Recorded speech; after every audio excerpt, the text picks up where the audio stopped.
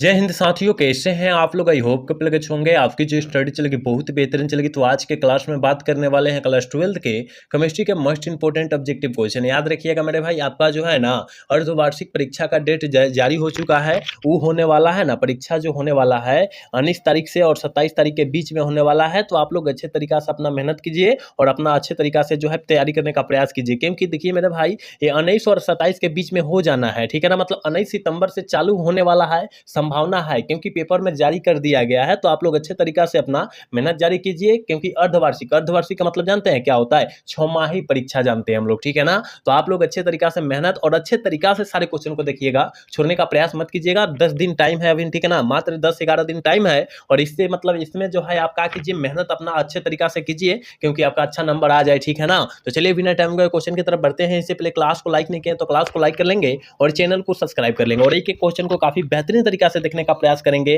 क्योंकि हम लोग जितना क्वेश्चन कराएंगे एग्जाम में आने वाला क्वेश्चन कराएंगे। मात्र 10 दिन का 11 दिन का क्लास होगा और काफी इंपोर्टेंट क्लास होगा, है ना। कहा जा रहा है एक्स में उपस्थित अशुद्धियों को क्या कहते हैं, एक्स में उपस्थित अशुद्धियों को क्या कहते हैं। तो याद रखना है मेरे भाई, ये काफी ज्यादा इंपोर्टेंट क्वेश्चन है। तो ये गैंग कहते हैं, क्या कहते हैं? गैंग कहते हैं। 1 का ऑप्शन करेक्ट भी हो जाएगा, याद रखिएगा। चलिए 2 नंबर क्वेश्चन में कहा जा रहा है निम्न में से कौन सी दवा बुखार को कम करता है।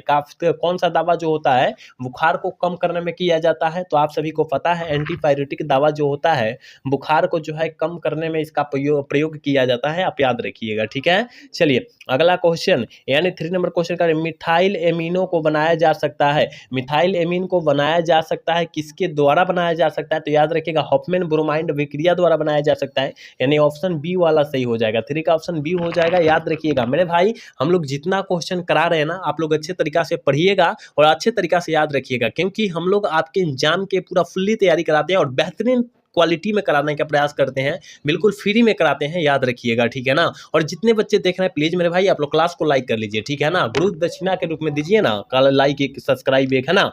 कहा जा रहा है कि करे कि एल्किल हाइलाइड करे कि हाइलाइड को एल्कोहल में बदला जा सकता है। एल्किल हाइलाइड को किसके द्वारा, एल्कोहल, एल्कोहल मतलब क्या होता है? दारू, और दारू में किसके द्वारा हम लोग बदल सकते हैं? आप कहिएगा सर विस्थापन अभिक्रिया के द्वारा। बिल्कुल ऑप्शन बी वाला सही होगा। 4 का ऑप्शन जो बच्चा बीटी कर रहा है बिल्कुल सही हो जाएगा, याद रखिएगा।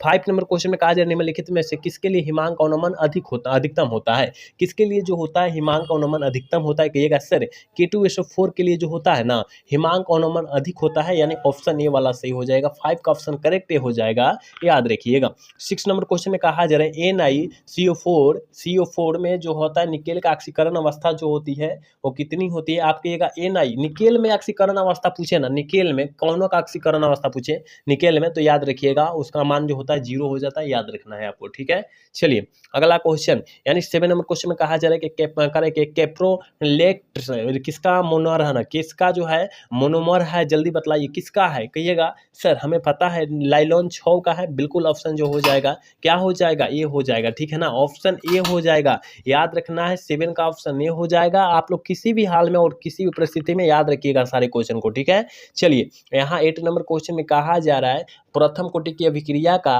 के लिए वेग स्थिरांक की इकाई क्या होती है? प्रथम कोटि की अभिक्रिया का स्थिरांक वेग स्थिरांक पूछा जा रहा है, मतलब ऐसा मात्रक पूछा जा रहा है। आपके गुरुजी हमें पता है टाइम इनवर्स होता है, क्या टाइम इनवर्स यानी समय इनवर्स हो जाएगा। बिल्कुल ऑप्शन ए हो जाएगा, आप याद रखिएगा। प्रथम द्वितीय शून्य कोटि की ये पूछा जाता है, आपके एग्जाम में आता है, तो आप याद रखिएगा, ठीक है ना। चलिए अगला क्वेश्चन, यानी 9 नंबर क्वेश्चन काफी ज्यादा इंपॉर्टेंट क्वेश्चन कहा जा रहा है H3PO3 की है एक H3PO3 एक जो होता है क्या होता है? आप कहिएगा गुरुजी द्विभाषमिक होता है। बिल्कुल ऑप्शन बी वाला सही होगा। 9 का ऑप्शन बी हो जाएगा, याद रखिएगा। जितना क्वेश्चन कराया जा रहा है काफी ज्यादा इंपॉर्टेंट क्वेश्चन कराया जा रहा है, तो आप लोग अच्छे तरीका से देखिएगा, कोई क्वेश्चन को छोड़ने का प्रयास मत कीजिएगा। चलिए अगला क्वेश्चन 10 नंबर क्वेश्चन में कहा जा रहा है निम्नलिखित में से कौन संक्रमण धातु का आयन चुंबकीय है? कौन जो होता है संक्रमण आयन जो होता है चुंबकीय होता है? कहिएगा चुंबकीय, चुंबकीय। बिल्कुल ऑप्शन सी हो जाएगा। कॉपर 2+ मतलब ये कम है, 2 को किसी को दे दिया है। 2+ मतलब क्या होता है? कॉपर जो है किसी को धातु को दिया है, अधातु को, ठीक है ना। चलिए इसका ऑप्शन क्या होगा? सी मारिएगा, ठीक है ना, ऑप्शन सी मारिएगा। चलिए 11 नंबर क्वेश्चन की तरफ बात करते हैं। कहा जा रहा है क्लोरोबेंजीन बेंजीन टीटी कह रहा है कि डीडीटी देता है जब अभिक्रिया करता है। जब किसके साथ अभिक्रिया करेगा? ये डीडीटी कब देगा? जब किसके साथ अभिक्रिया करेगा? कहिएगा सर, याद रखिएगा करेल के साथ अभिक्रिया करेगा तब टीटीटी उपयोग करके देगा। याद रखिएगा ऑप्शन बी वाला सही होगा, 11 का ऑप्शन करेक्ट भी हो जाएगा। याद रखिएगा 12 नंबर क्वेश्चन में कहा जा रहा है कि फैराडे का विद्युत विच्छेदन का द्वितीय नियम संबंधित है। मतलब फैराडे का विद्युत विच्छेदन का द्वितीय नियम जो होता है वो किससे संबंधित होता है? तो विद्युत अपघट्ट के समतुल्य भार से होता है, यानी ऑप्शन बी वाला सही होगा। 12 का करेक्ट ऑप्शन बी हो जाएगा, याद रखिएगा। चलिए अगला क्वेश्चन की तरफ बात करते हैं और 13 नंबर क्वेश्चन कर रहे हैं, निम्न में से कौन एक प्रथम संक्रमण श्रेणी का तत्व नहीं है? कौन जो होता है प्रथम संक्रमण श्रेणी का तत्व नहीं होता है? मैग्नीशियम नहीं होता है, याद रखिएगा मैग्नीशियम नहीं होता है। याद रखिएगा ऑप्शन सी वाला करेक्ट होगा, याद रखना है आपको। चलिए अगला क्वेश्चन 14 नंबर क्वेश्चन में कहा जा रहा है कॉपर पाइराइट का सूत्र को क्या होता है? काफी ज्यादा इंपॉर्टेंट क्वेश्चन है, आप याद रखेंगे मेरे भाई। कॉपर पाइराइट का सूत्र होता है CuFeS2 होता है, CuFeS2 होता है कॉपर पाइराइट का सूत्र, याद रखिएगा। ये सारे याद रखिएगा। और कॉपर पाइराइट किसका जो होता है एक्स होता है, सॉरी किसका जो होता है मुख्य एक्स होता है, जल्दी बतलाइए, ठीक है ना। किसका कॉपर पाइराइट जो होता है किसका मुख्य एक्स होता है? सारे बच्चे को पता होगा, ठीक है ना। आप लोग जल्दी बतलाइए, तांबा का मुख्य एक्स होता है, कहिएगा जी गुरुजी, तांबा कहिए या कॉपर कहिए, ठीक है ना। बात सेम होता है क्योंकि कॉपर को ही तांबा बोला जाता है, आपको पता होनी चाहिए, ठीक है। चलिए कहा जा रहा है निम्नलिखित में से कौन अनुषंग गुणधर्म नहीं है? कहा जा रहा है कौन जो है अनुषंग गुणधर्म नहीं है? हिमांक का अवनमन अनुषंग गुणधर्म है, वाष्प का दाब अपेक्षिक दाब जो होता है ये भी है, और क्वथनांक का अवनमन ये भी होता है, ये लेकिन है जो नहीं होता है, ऑप्शन बी वाला गलत है, ठीक है ना। ये जो है अनुषंग गुणधर्म नहीं है, ऑप्शन बी वाला करेक्ट हो जाएगा आंसर। चलिए 16 नंबर क्वेश्चन की तरफ बात करेंगे मेरे भाई। 16 नंबर क्वेश्चन में क्या कहा जा रहा है, देखिए कहाँ गया 16 नंबर क्वेश्चन। 16 नंबर क्वेश्चन में कहा जा रहा है कि ग्लूकोज में कराइल कार्बन की संख्या जो होती है कितनी होती है? ग्लूकोज में कराइल कार्बन की संख्या जो होती है कितनी होती है? कहिएगा गुरुजी ऑप्शन ए हो जाएगा, 4 होती है, बिल्कुल ऑप्शन ए होगा, याद रखिएगा। 17 नंबर क्वेश्चन करे के CHClI में एंट करे के एंटीसेटिक क्रिया का कारण क्या होता है? इसका कारण क्या होता है? कहिएगा गुरुजी इसका कारण आयोडीन मुक्त होकर निकलना होता है, बिल्कुल ऑप्शन बी हो जाएगा, 17 का, याद रखिएगा। 18 नंबर क्वेश्चन क्या करे गिल्सरॉल है एक, गिल्सरॉल जो होता है क्या होता है? कहिएगा गुरुजी डाइहाइड्रिक एल्कोहल होता है, बिल्कुल ऑप्शन डी होगा, ठीक है ना। 18 का ऑप्शन बिल्कुल डी हो जाएगा, याद रखिएगा। 19 नंबर क्वेश्चन में कहा जाए चक्रीय मेटाफॉस्फोरिक अम्ल में पी बंधन ओ पी बंधन संख्या की संख्या जो हो जाएगी कितनी हो जाएगी? कितना संख्या से जुड़ा है? 3 को संख्या से जुड़ा है, 3 को हो जाएगा, मतलब ऑप्शन जो हो जाएगा सी वाला सही होगा। 19 का ऑप्शन सी हो जाएगा, आप याद रखिएगा। आपके एग्जाम में यह प्रश्न आया हुआ है, आप याद रखने का प्रयास करेंगे, ठीक है। चलिए 20 नंबर क्वेश्चन में कहा जा रहा है कि स्मेल्टिंग में धातु की ऑक्साइड के अपचयन में संयुक्त होता है, संयुक्त कौन होता है? कहिएगा गुरुजी ये जो होता है CO होता है, मतलब कोबाल्ट होता है, बिल्कुल ऑप्शन डी हो जाएगा। 20 का ऑप्शन डी हो जाएगा, याद रखिएगा। 21 नंबर क्वेश्चन कहा जा रहा है निम्नलिखित में से कौन संघनन बहुलक नहीं है? कौन जो है संघनन बहुलक का उदाहरण नहीं है? कहिएगा गुरुजी याद रखिएगा डेकॉन जो होता है ये संघनन बहुलक नहीं होता है, यानी ऑप्शन डी वाला सही हो जाएगा, करेक्ट हो जाएगा। आप याद रखिएगा जितना क्वेश्चन कराया जा रहा है आप याद रखने का कोशिश कीजिएगा, क्योंकि जितना कराया जाएगा आपके फाइनल एग्जाम के लिए काफ़ी ज़्यादा महत्वपूर्ण है, आपके अर्धवार्षिक परीक्षा के लिए काफ़ी ज़्यादा महत्वपूर्ण है। तो आप लोग अच्छे तरीके से सारे क्वेश्चन को देखिए, जितना हम लोग करा रहे हैं इससे बाहर एक भी प्रश्न नहीं आएगा, ठीक है। चलिए अगला क्वेश्चन, यानी 22 नंबर क्वेश्चन करने में लिखित में से कौन विद्युतीय सेल है? कौन जो होता है द्वितीयक सेल का उदाहरण होता है? आप कहिएगा गुरुजी द्वितीयक सेल का उदाहरण पूछा जा रहा है, कहिएगा कि लेड स्टोरेज बैटरी को द्वितीयक सेल के नाम से जानते हैं, बिल्कुल ऑप्शन बी हो जाएगा 22 का, याद रखिएगा। 23 नंबर क्वेश्चन में कहा जा रहा है निम्नलिखित में से कौन तापमान के द्वारा प्रभावित नहीं होता है?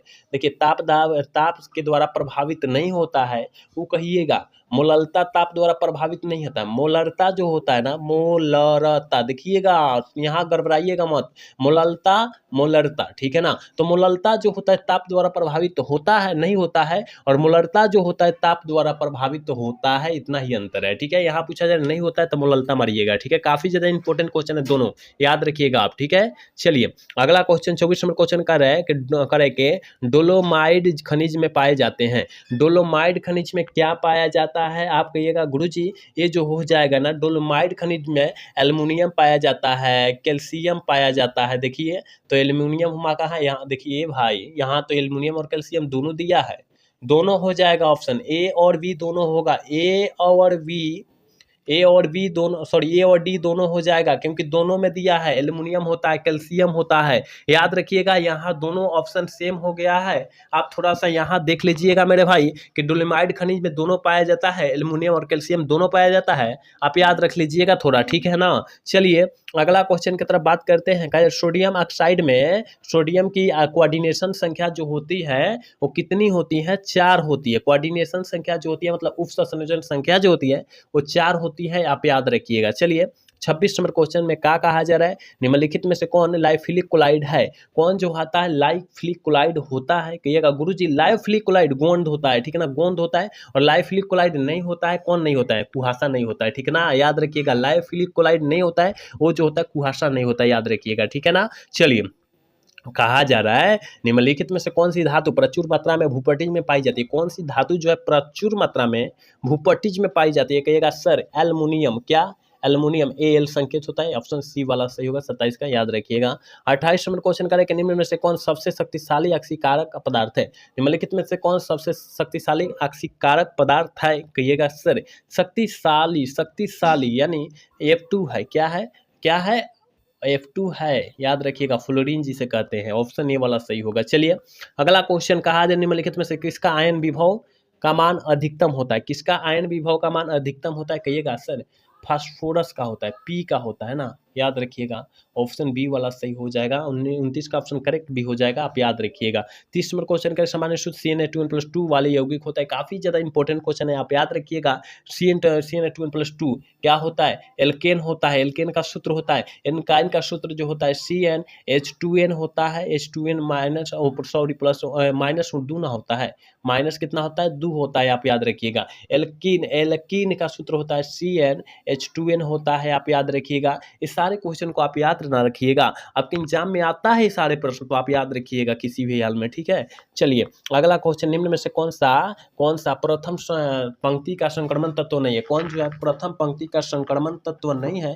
आप कहिएगा गुरुजी ये जो है ना, ये जो है मैग्नीशियम नहीं है। क्या है? मैग्नीशियम नहीं है, याद रखिएगा। Mg नहीं है, ऑप्शन सी वाला सही होगा, याद रखिएगा। चलिए 32 नंबर क्वेश्चन का निम्नलिखित में से कौन अक्रिस्टलीय ठोस पदार्थ है? निम्नलिखित में से कौन जो है अक्रिस्टलीय ठोस पदार्थ का उदाहरण है? कहिएगा गुरुजी अक्रिस्टलीय ठोस पदार्थ का उदाहरण पूछा जा रहा है, कांच है, ठीक है ना। कांच, रबर, प्लास्टिक, याद रखिएगा, लकड़ी, ये सब जो होता है अक्रिस्टलीय ठोस होता है। क्रिस्टलीय ठोस जो होता है हीरा, ग्रेफाइट, नमक, ये क्रिस्टलीय ठोस होता है, याद रखिएगा, ठीक है। चलिए अगला क्वेश्चन 33 नंबर क्वेश्चन का है द्रवित सोडियम क्लोराइड के वैद्युत अपघट्ट के कैथोड पर मुक्त होता है। देखिए कैथोड पर, विद्युत अपघट्ट के कैथोड पर कह रहा है, कैथोड पर कौन मुक्त होता है? कहिएगा सोडियम। और एनोड पर हाइड्रोजन। एनोड कहेगा, एनोड, ठीक है, एनोड कहेगा, हाइड्रोजन मारिएगा, आप दोनों याद रखिए, ठीक है। चलिए अगला क्वेश्चन 34 नंबर क्वेश्चन का 96,500 कूलम विद्युत C4 के बिलियन में मुक्त करता है। बिलियन में क्या मुक्त करता है? तो याद रखिएगा 34 का ऑप्शन सीधा सीधी हम लोग बतलाएंगे,